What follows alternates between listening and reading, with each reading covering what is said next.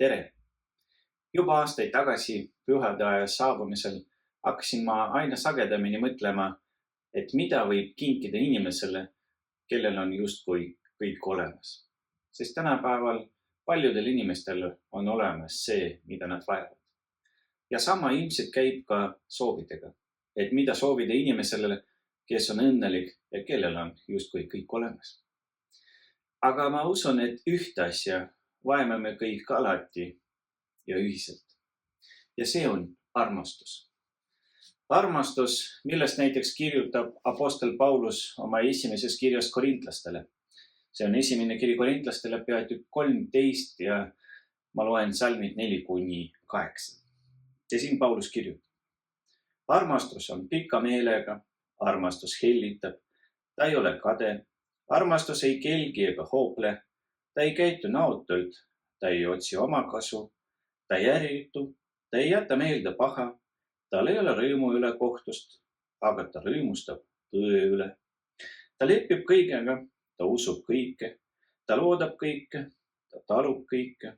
Armastus ei hääbu kunagi. Ilusad apostel Pauluse sõnad käivad armastuse kohta.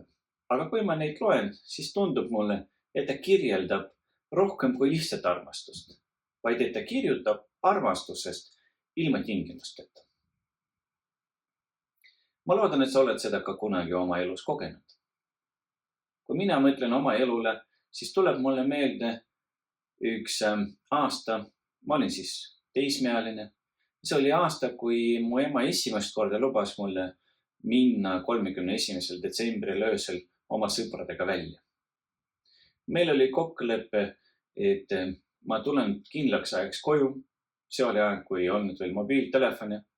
Me kasutasime siis kõnekaarte, et helistada taksofonist. Ja mul oli kokkulepe, et ma õigel ajal helistan ja õigel ajal koju ka jõuan. Ja kui see aeg tuli, ma tõepoolest helistasin emale ja ütlesin, et olen kodus 20 minuti pärast orienteeruvalt. Aga koju jõudsin umbes 4 tundi hiljem, kui ma ise arvasin. Sest istudes oma bussi, buss oli soe, ma ilmselt hakkasin ennast nii hästi tundma, et jäin magama ja tegin selle bussiga paar marsruudi ringi. Huvitav, et ka autojuht ei pannud seda tähele ja ei proovinud mind üles äratada. Aga ühesõnaga, kui ma bussisse uuesti ärkasin, buss oli sama tühi, nii siis kui ka ma sinna peale astusin, kedagi teist ei olnud. Ma läksin koju, eks ma vaatasin ka kella ja mõistsin, et nüüd ma ikka saan korralikult tema käest. Aga koju jõudes oli huvitav, et tema ainult küsis, et kas mul on kõht tühi ja pakkus mulle magama minna. Siis ma ei mõistnud palju. Ma lihtsalt olin rõõmus, et ema ei olnud pahane ja ei teinud skandaali sellest. Aga nüüd, vaadates tagasi, mõistan ma, et ta siis tol korral näitas mulle armastust ilma tingimusteta.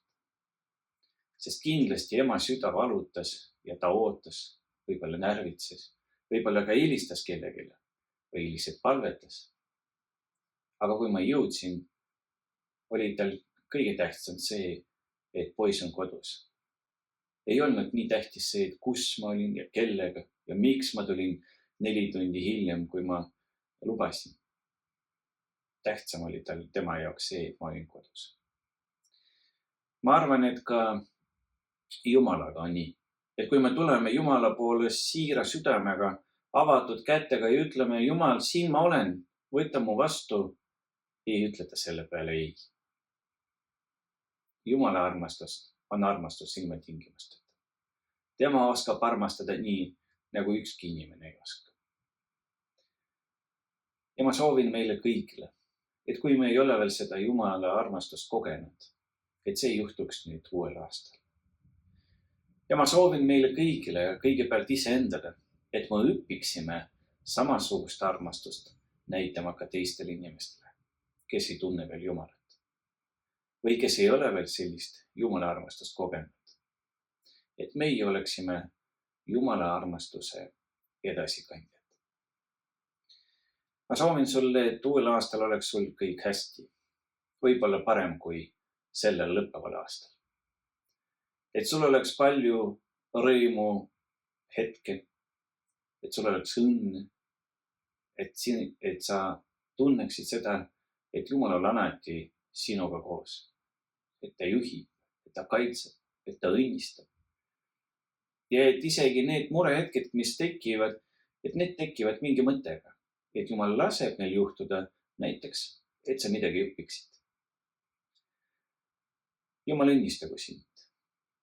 Jumal õnnistagu sind kõiges, mida sa teed oma igapäevases elus, mille sa teed tema jaoks, tema kuningriigi jaoks. Selles, mida sa teed tema koguduses, oma peres. Jumal õnnistagu sind tundma ja jagama tema armastust. Armastust ilma tingimusteta. Head uut aastat sulle.